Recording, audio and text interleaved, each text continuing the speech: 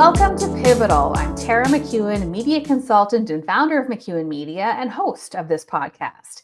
This is the show where I talk to other entrepreneurs and small business owners about the journey that got them here, the inspiration for their business, and all the decisions and the values and the beliefs that go into what got them here to this point today. Now, I didn't intend to interview so many financial experts, but it makes sense when you really think about it.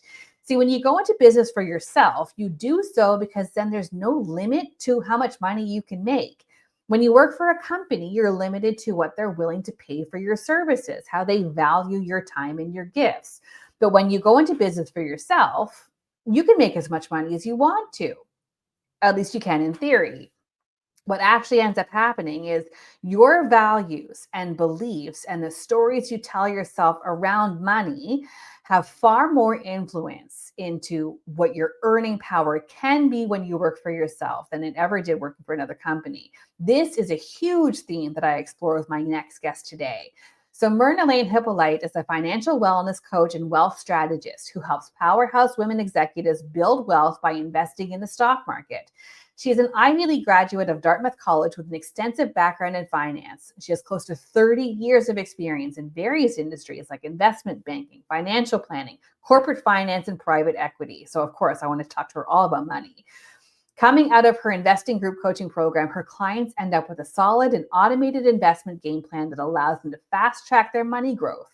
Myrna dispels investing myths, simplifies the jargon, and provides them with an organized and simple way to manage and grow their wealth with the stock market. So please welcome to the stage, Myrna. Welcome to the podcast, Myrna. I'm so excited. I realize I have like half the people on this season are financial experts, and I think the reason for that will become apparent in your conversation. So welcome to the podcast. How I like to begin these conversations is just by asking people, tell me a little bit more about your business and how it feels to be in the business today. Okay, well, I'm Myrna Laine-Hyppolite, and I am a financial wellness coach, a wealth coach. And my business name is Empower Financial Wellness. And what we do is we do financial coaching and really help people understand, what it is to be financially well. Because I personally believe that if your financial house is not in order, the rest of your house is not going to be in order. I don't care what you tell me. And so that's essentially what we do. I founded my business really on a few premises. One was to empower women more particularly, because there are a lot of different factors for us. We tend to outlive men. And so there's a longer lifespan here. So we need to make sure that financially we are in a good space. But also we tend to be better investors than men. And so research has shown. And so really being able to quantify that and put that into an actionable, actionable words or terms for my business was good. But really where I really wanted to make a difference was because I saw people like my mother, I saw friends, they were in marriages, partnerships, where they spent years, 20, 25 years with, their partners, and the love of their life all of a sudden turns into their worst nemesis. And they leave these unions with nothing to show for it because they weren't paying attention, or they relegated their economic power to their partner. And so I founded my business on the premise that I wanted to make sure that whether you're in a happy union or not, you understand what's happening with your money and you understand your finances and you have that power. I love that. I feel like I could just unpack the entire hour with just that introduction, because I love that emphasis on financial wellness, like being financially well, not necessarily well off or, insanely wealthy, but just knowing how money works, how your money works, and having control over what your money does for you. I think is such a powerful idea, but it's powerful in its simplicity. I've been long fascinated with the relationship that women have with money, because I remember, my mother being in her 30s and getting her credit card in her own name for the first time. So I just, again, we could spend the entire hour because I'm not married. I don't have children. Very happily unmarried and child free because I know I am living in a very unique point in time where my lifestyle, being unmarried and without children, this is the first time in history a woman like me can do that. Right. If you look at history, like I'm not from royalty. So I didn't have certain privileges. So it was just every time I'm reminded that I'm living in a very unique point in time.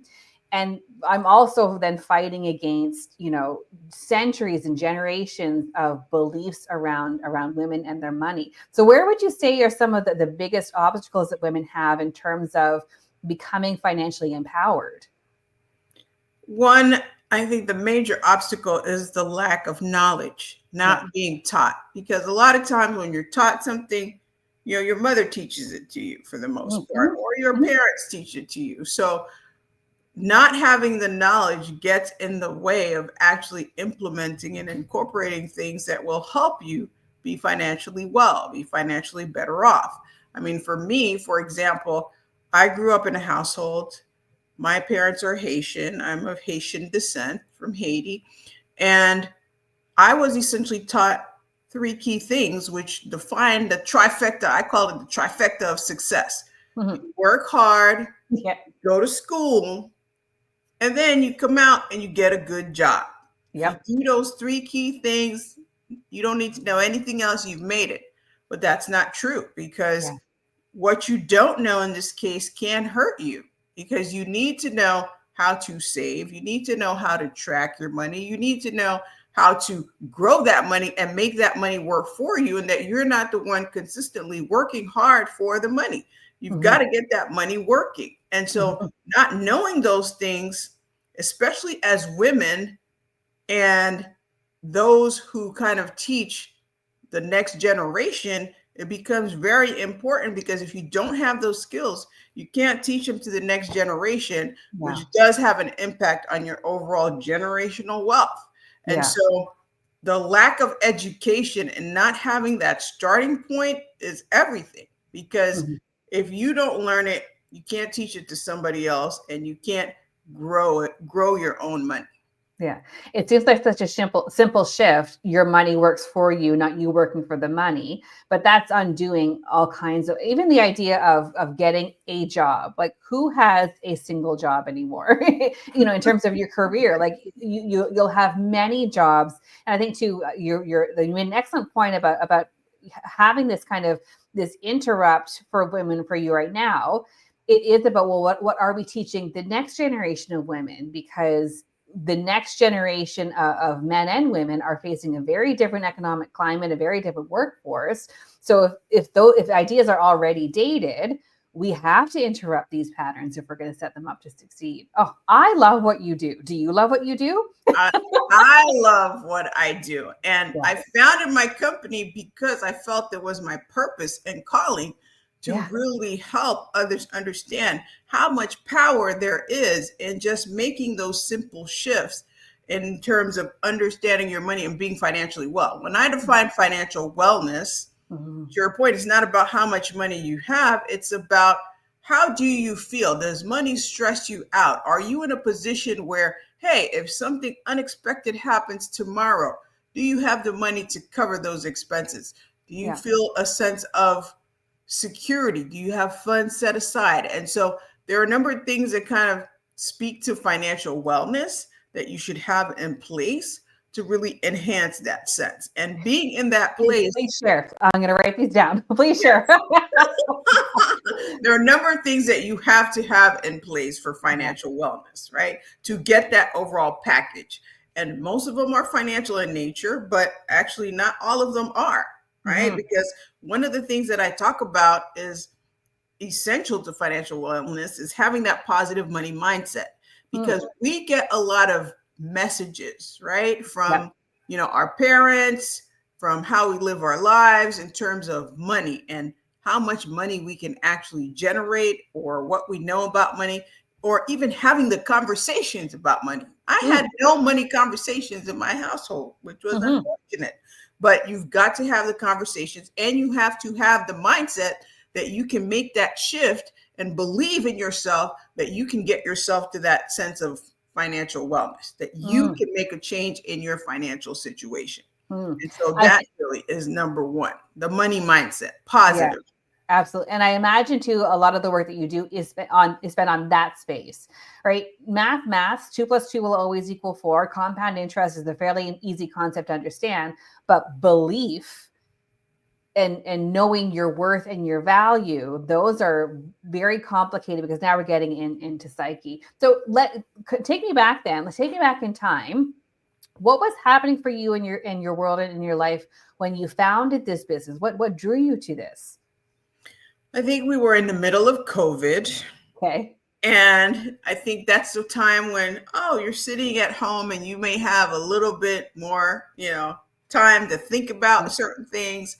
And I was thinking to myself, hey, you know what, Myrna, you're not getting any younger. I might look young, yes, but I'm not getting any younger.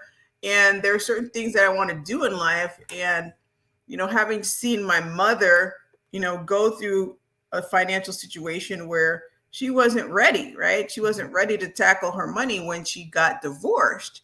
Yeah. I really wanted to make, and it wasn't just my mother. It was, I had my friends, I had family, other family members, and this was just a recurring event. And so I said, well, enough is enough. Let me just go ahead and do this, because part of financial wellness too is living the life that you want to live and achieving the goals that you want in life that require money. Because living a life where you're just paying bills is not really a full life. You want to live a full life where you say, okay, these are the things I want to accomplish, whether it's starting that new business, whether it's taking that trip, whether it's spending more time with, my loved ones. Having the money to do those things is gold, but you got to have a plan, right? Because I may say, hey, I want to open that business, but if I don't have any money or anything to pour in that business, then it's just a wish. Yeah. You got to have a plan. So that's where I really wanted to live in my purpose and say, hey, as a woman, I can establish a business that can help other women and leverage off the experience that I've had over time, where I had to learn a lot of this financial stuff through my career, right? 30 years in the space and holding on to different roles and being a financial advisor. I was an equity research analyst, those people that pour over balance sheet and income statements and make recommendations for stocks to portfolio managers. And so being that person, I didn't want people to have to go that long route to get to that knowledge. Share more. Can you share more about your journey as a financial advisor? Because I think there's almost two parallel. There's a very practical, this is how money works. Like that's your day to day of being a financial advisor. But then there's this other spiritual piece of finding, meaning in money, meaning in life, how money can help get more meaning in your life. What was happening to kind of guide you along? Because there are a lot of people who are financial advisors and they're perfectly happy just to make the numbers go up. But it takes a very special person to be like, no, there's this other emotional piece. There's this other strong psychological piece that people and relationship that people have with money. What prompted you? What guided you in that direction? Well, I think for me, because currently I'm a financial coach, different now from a financial advisor. But when I was a financial advisor, a lot of it was based on, okay, here's the company that you work with. Here are the products that you should be, selling and, advising people on. And it was a different feel for me. It was more about, okay, yes, I'm educating someone, and yes, I'm helping them get into what could be a perfectly good, financial vehicle for them. But I felt the missing piece was that empowerment piece, right? I wasn't necessarily saying, hey, go learn how to, look at these investments on your own, right? You can do it if you want to select it. If you don't even want a financial advisor, you don't even need to get one, because you can educate and empower yourself, whereas you can make some of those decisions. If you want to hire a financial advisor, at least you have the ability to understand, what is that financial advisor telling me? And are they telling me what's in my best interest? That's such a powerful position and I feel like anyone who's hiring someone in any way, shape, or form. Even coaches, marketing experts, business advisors, you need to have that solid foundation. You need to have that clear understanding of the journey you want to take in order to know, is this the right advice for me? So I love that kind of awareness piece was happening for you. How did you get into money and finance? Was this a childhood dream of yours? No, it definitely was not a childhood dream because, as I mentioned, my parents didn't even talk about money, so No. it was kind of hard to do. And when I was a child, I actually wanted to be a doctor. I wanted to be a pediatrician. I wanted to be out there in the medical field. My father was a doctor. Okay. He's a retired doctor now. And so that's really what I wanted to do. I wanted to be in the medical field and to go out there. I had no interest in finance whatsoever. Yeah. So what tell me more about why were you drawn to the medical field and pediatrics specifically? What did you think your grown-up job would be like as a doctor? I think it would be, helping kids and making them feel better and, working with them and going out there and, studying and learning all these things about medicine. And I think that came from really seeing my father being in the medical field. And I had, my godfather was a doctor. He was surrounded by doctors. So that's what I saw.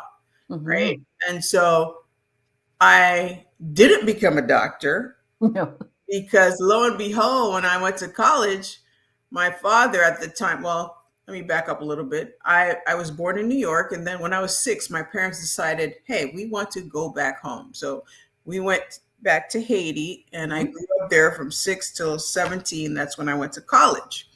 So when the time came for me to go to college, I said, okay, I want to be a doctor. I'm going to go down the medical school path and all that greatness. And my father said to me, well, women doctors in Haiti are not respected. Nobody, if you're a woman and you're a doctor, you're not going to have, even if you studied the same path and did everything that your male counterpart did, you will never have that respect. Yeah. And so he essentially told me, you'd be better off go doing something in the business realm. Because, at least at that time he had a business. You can come back and work in the family business. But you can, becoming a doctor for a woman, not recommended. So how did it feel to receive that message from someone that you were modeling your dreams on? You wanted to do what Dad did. It was devastating. It was devastating because it kind of made me feel that, well, what? Because I'm a woman, I can't do this. Yeah. So part of me just still wanted to do it, but then, the purse strings were like, well, you need to do it or else we're not gonna pay for college. So then I'm saying, okay, well, that could be a problem. So then, I was forced to essentially say, okay, then I realized I actually did like finance, when I actually went into it and learned a lot more about it. But, the whole point was that the whole direction of my career, changed because essentially what my father said. Yeah. I could be a doctor right now. Who knows? We don't know. We'll never know.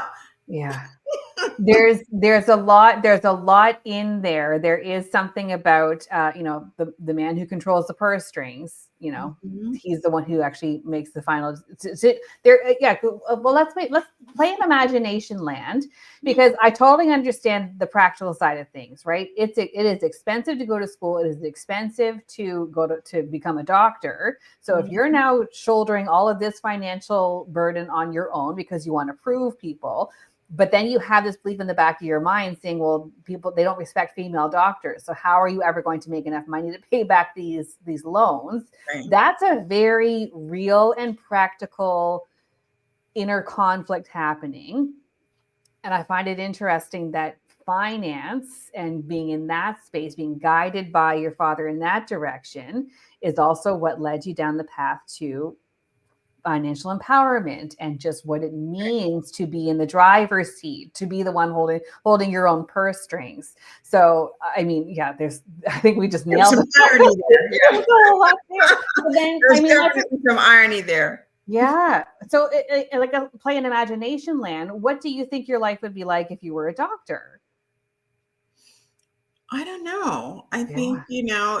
it would be, maybe I'd have more options from a financial perspective. Maybe Mhm. I might be further along because, obviously earning power. Now it's taking me time to get to that level of earning power. Whereas, as a doctor, you may not. But then again, I might have had a whole boatload of student loans, which kind of Yeah. dilute that whole wealth effect.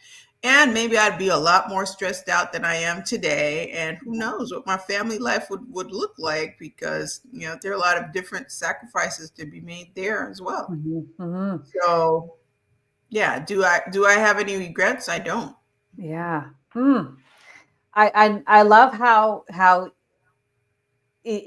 easily you moved into, because I think there's some connective tissue too. Like when you talked about a pediatrician and caring for children, there's something about caring for children in from a doctor and a medical standpoint, but then your purpose and your mission for the work that you're doing now, in a way, also works at healing or setting up future children to succeed, just in a different way, like setting them up to succeed financially speaking by breaking these kind of Absolutely. these generational beliefs. So were there any other options, or was it just don't do medicine, do business? Were you allowed in part of that discussion? Like at what point did you have autonomy over your career?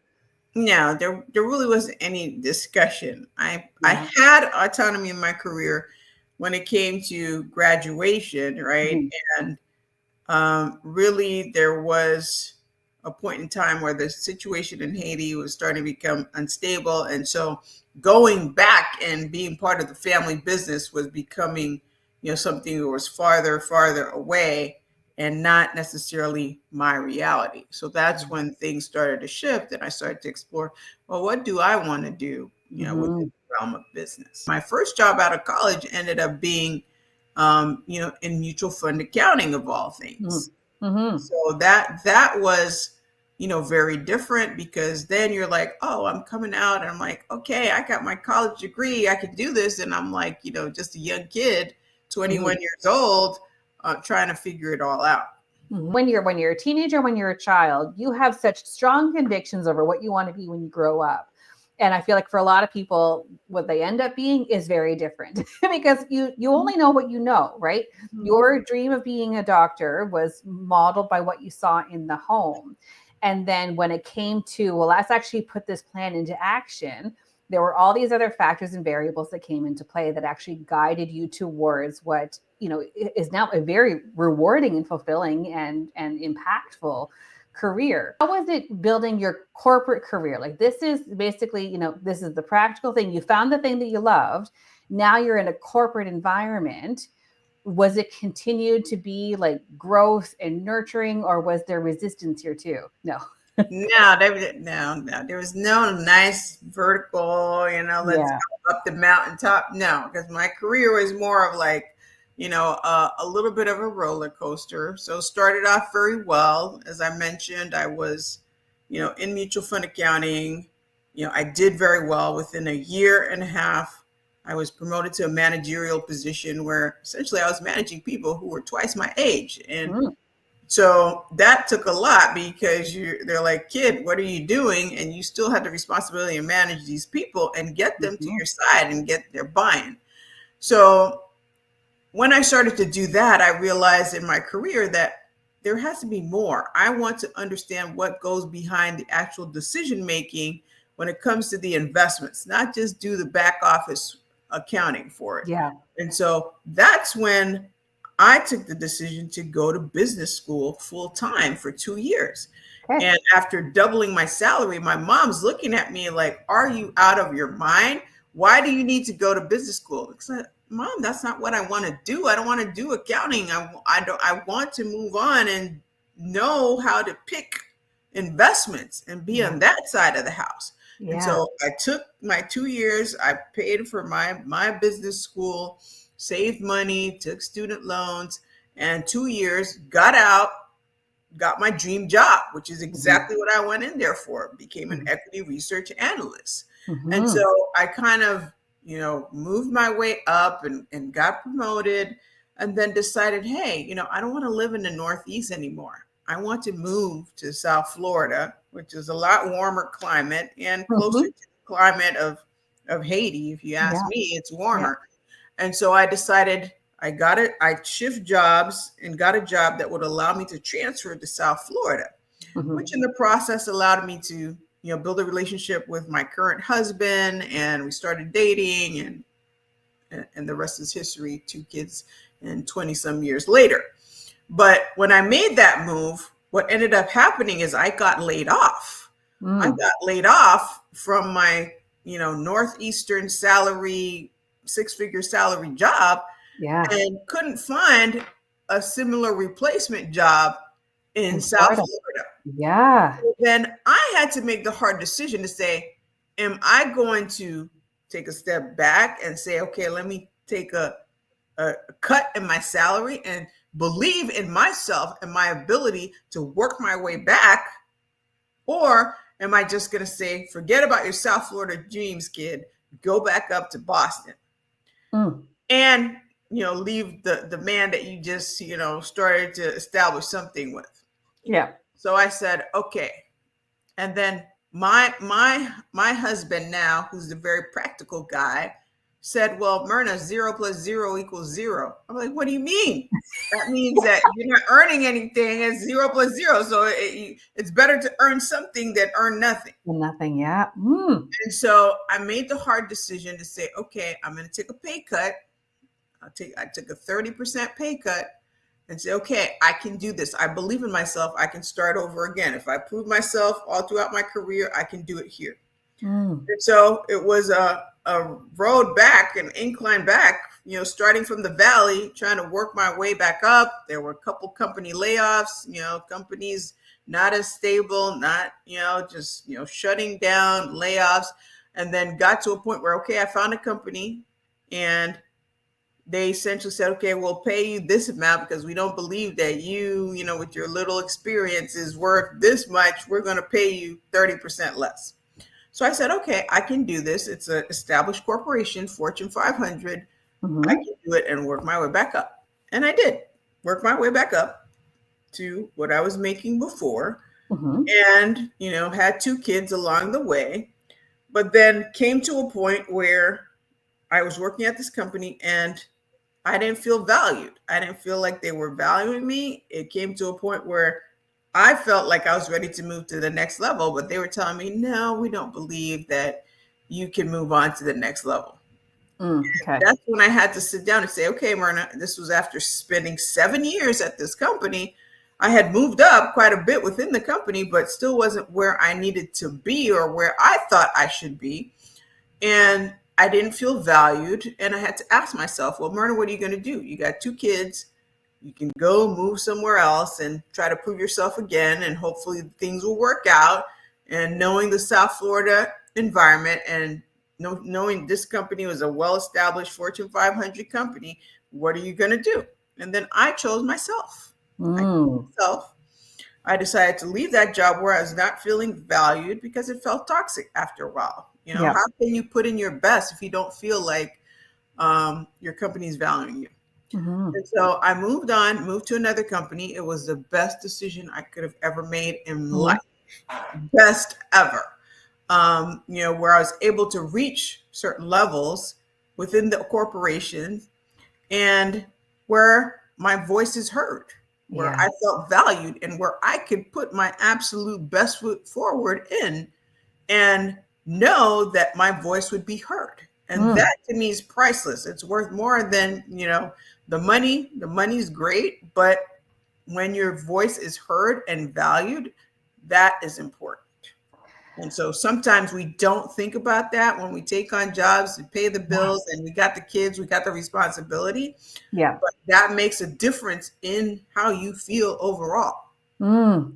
There's so much in that description of your corporate life that I think is the foundation of what you now coach people to understand about financial wellness and empowerment. It's not necessarily about the dollar. It's not always about the figure that Right. determines your wealth and your worth. It's am I being heard?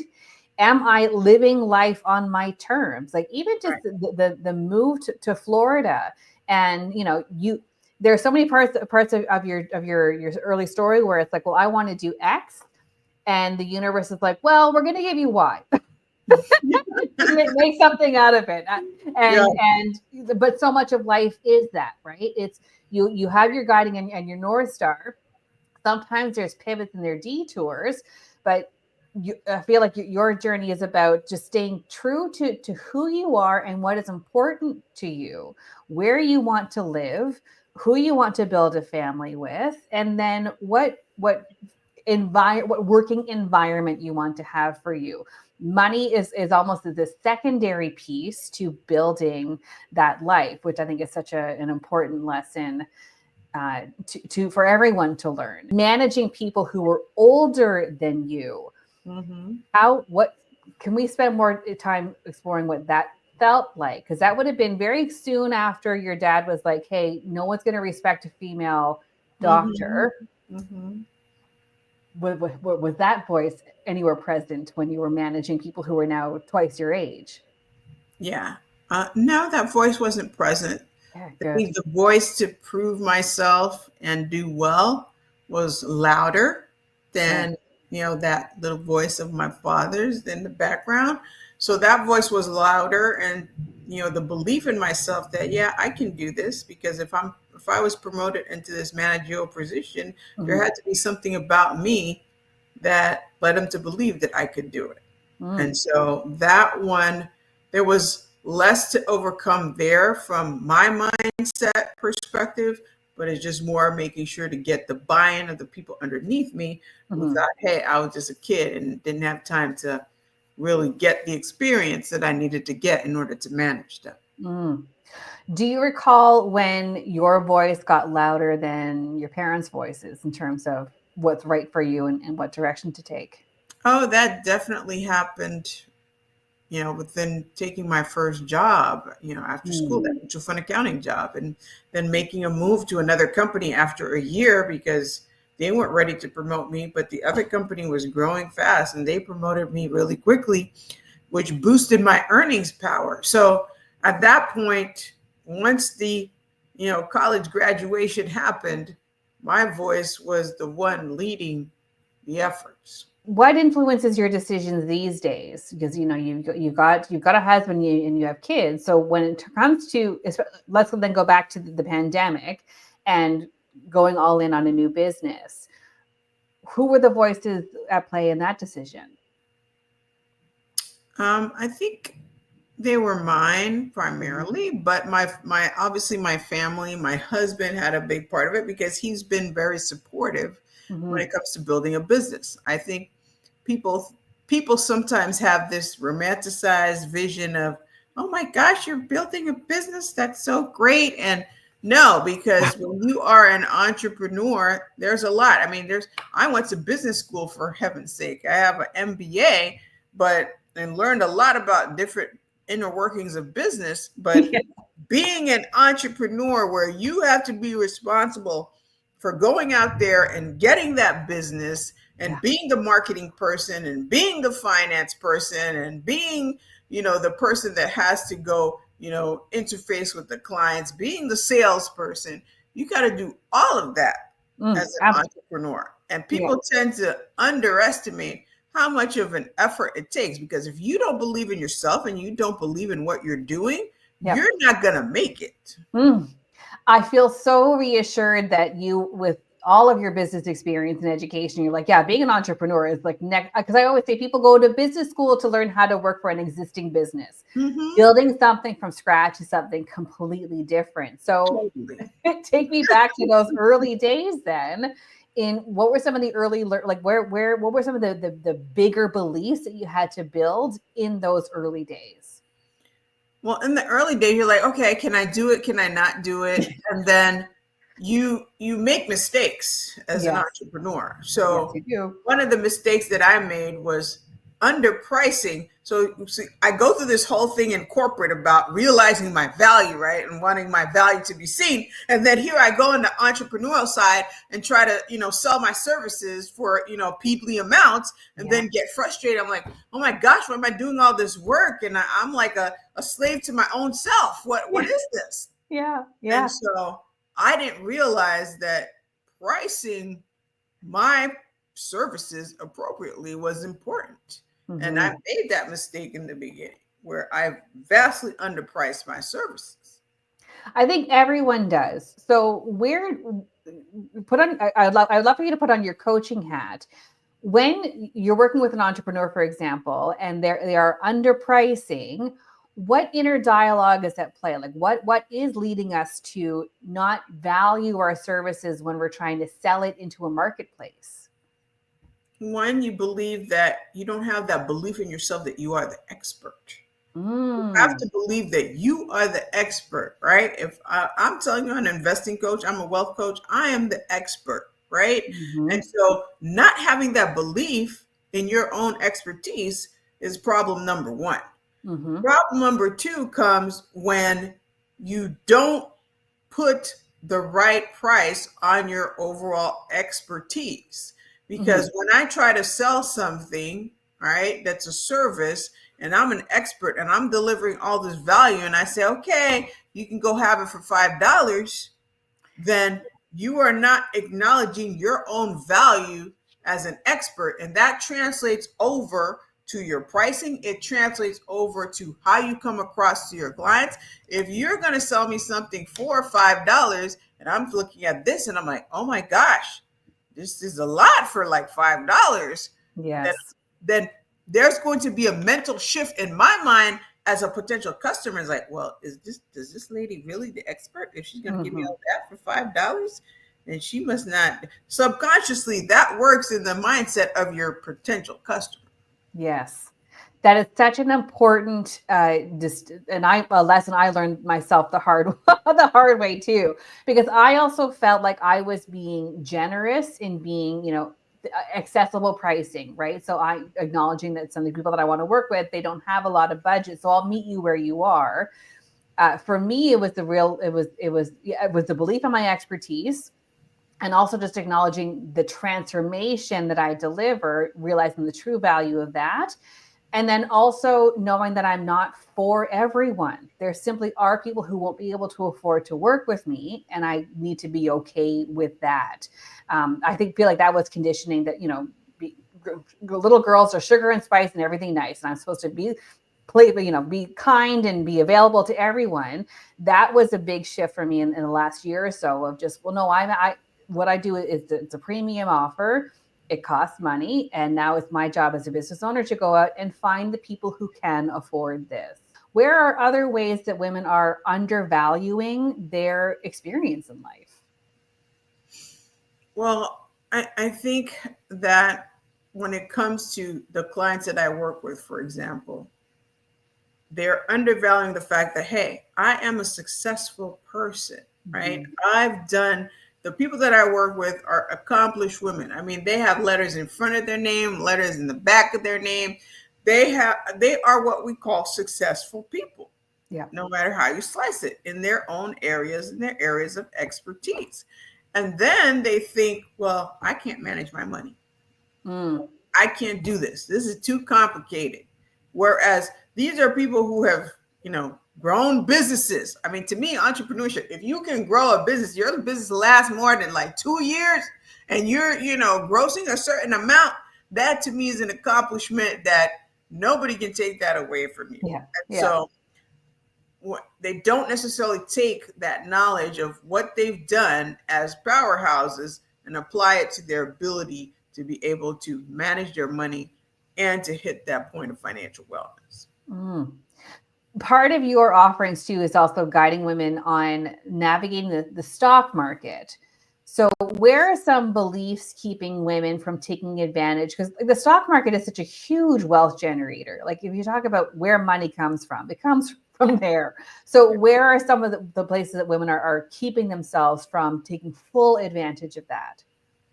Well, I think there's so many myths surrounding investing in the stock market. One of them being, oh, I need to be that person that's pouring over those balance sheet and income statements, just like I was, to understand how to invest in the stock market. And I tell people, no, if you drive a car, right? Many people drive a car. You can drive your car from point A to point B. You go to the grocery store, you go to work, or you go, visit a friend. You drive the car. But if you lift up that hood, do you even know what everything is going on under the hood? No. But you accomplish your objective of getting from point A to point B very nicely, right? But without necessarily knowing the inner workings of the car. So I tell people that that's kind of like how the stock market is, right? You just need to know what you need to know to grow wealth. And part of that is understanding what I call your investor persona is. Because I might it's kind of like food, right? I might like spicy food. I like seafood. You might just not like spicy food. You might be a vegan, or I like a nice hearty steak.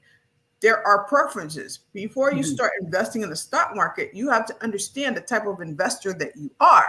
Because if you're that person that's going to take to the bed because the stock market went down 10% in one day, there are certain investments that you have no business being in.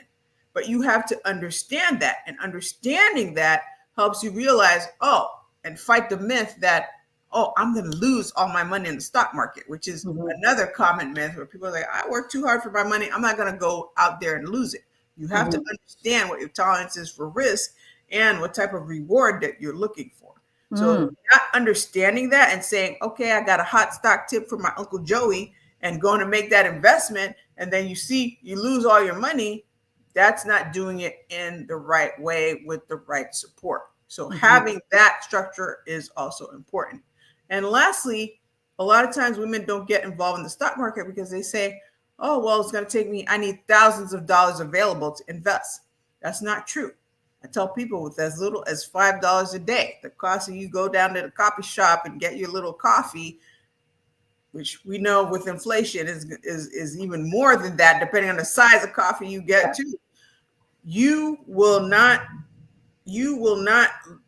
suffer from not investing in that $5-7 coffee, right? You can just put that $5 to $7 away in the stock market and watch it grow over time. Because the key to being successful in the stock market is to invest with consistency, right?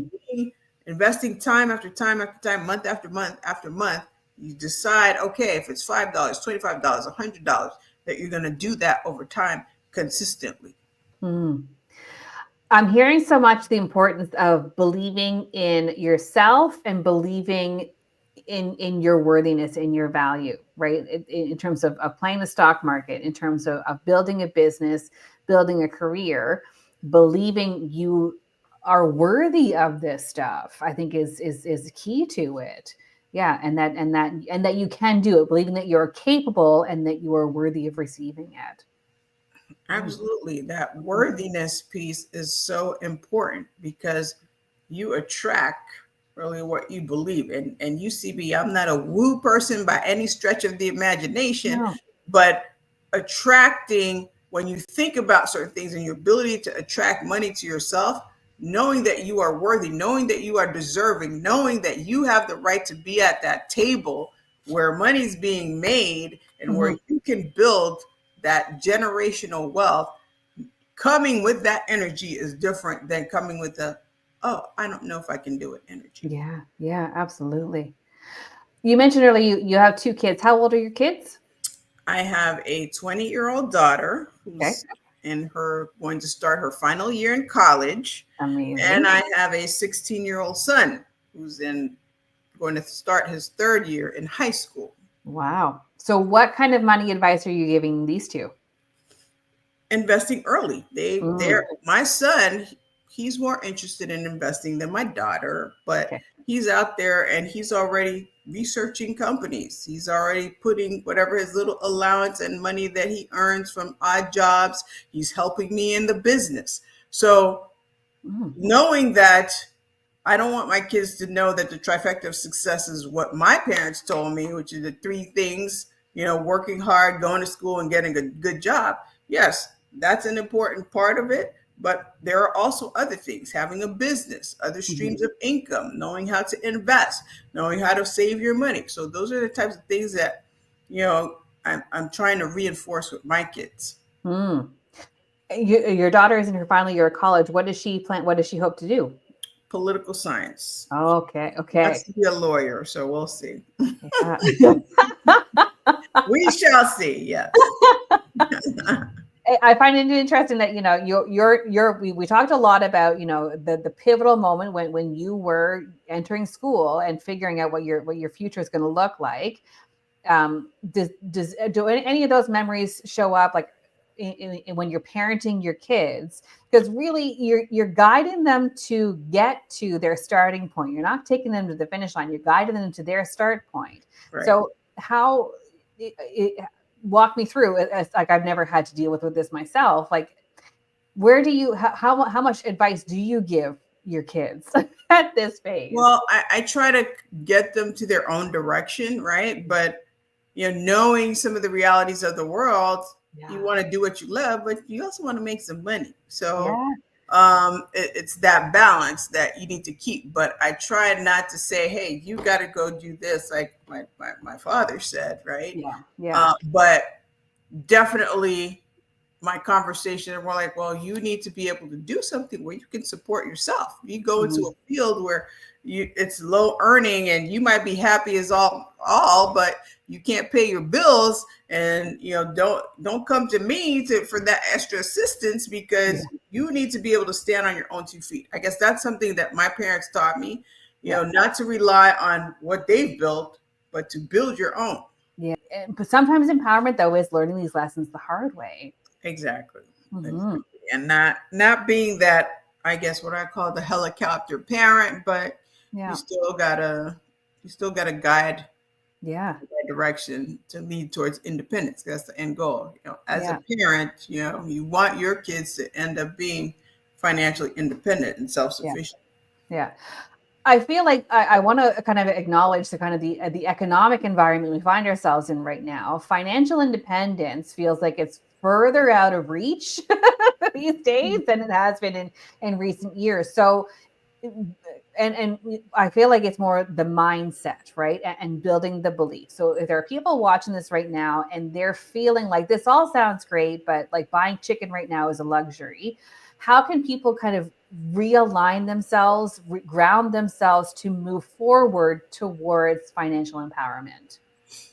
Well, I think one, realizing the situation that we're in and taking the necessary precautions to, I guess, recession proof, so to speak, your money, right? You want to be able to do the basics. One, like not go undertake a whole bunch of debt where interest rates are really high on that debt. You don't want to take on additional debt that you don't need right now, right? Where you have a period of economic uncertainty. You want to be able to save enough money. I tell people you need to have some savings set aside, no matter what leg of life you're in, because let's say I can't work in my business, or my W-2 job dries up and I don't have any income. I need to have some money set aside where I can pay baseline expenses. Because if my business is not generating any income, I don't have any additional income, then I still have bills I have to pay. I still need a roof over my head. I still need, some power. I still need to be able to take myself from point A to point B.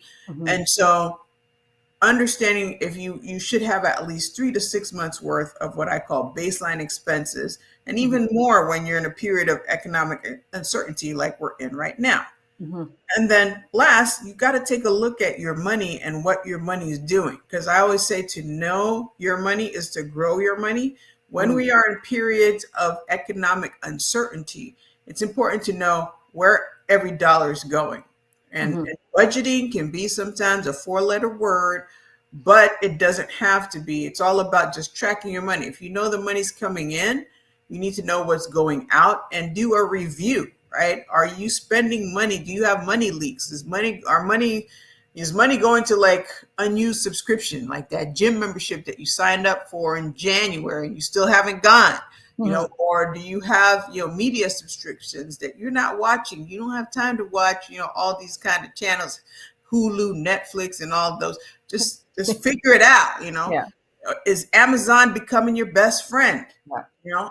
If you have like a transaction a day on Amazon, I know that it's convenient, but you have to look at that during these times of economic uncertainty. I'm not the type of financial coach that tells you you're going to pinch pennies and you're going to give up all the Starbucks. I'm not that person. There needs to be a balance. And I tell my clients, you need to budget for fun.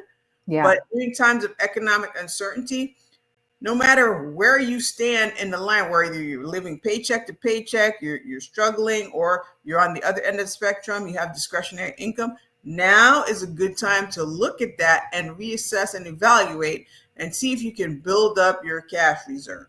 And then if you're in a position where you can invest, I'd say continue investing, because the stock market now, when things go down, it represents a sale opportunity on the right stocks.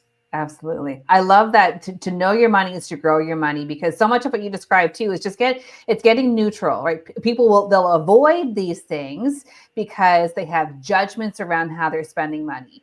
I try to watch all of Netflix, but there's only so many hours in the day. Yes. I try to get my money out of my subscription. You're never going to get there. Never going to get there. But it's true. It's just knowing it's the purse strings, right? You are just holding them. When you're aware of what you're doing with your money and just being intentional with how you spend it and how you save it and how you invest it, you are in control. You're in the driver's seat of what money is doing for you. And that to me is where it starts working for you. Myrna, I could talk to you all day about money and belief and worth. If people are interested in working with you, where can they find you? Okay, well, I have a website. My company website is empowerfinancialwellness.com. And there you can find a list of some of my services, set up a time to book a call with me. I am also on LinkedIn under my name. So that's really my primary platform. I'm also on Facebook and Instagram, but I really don't go on Instagram at all. But Facebook and LinkedIn under my name, I can also be found there. Oh, amazing. Well, thank you so much, Myrna. I thoroughly enjoyed talking to you today. Same.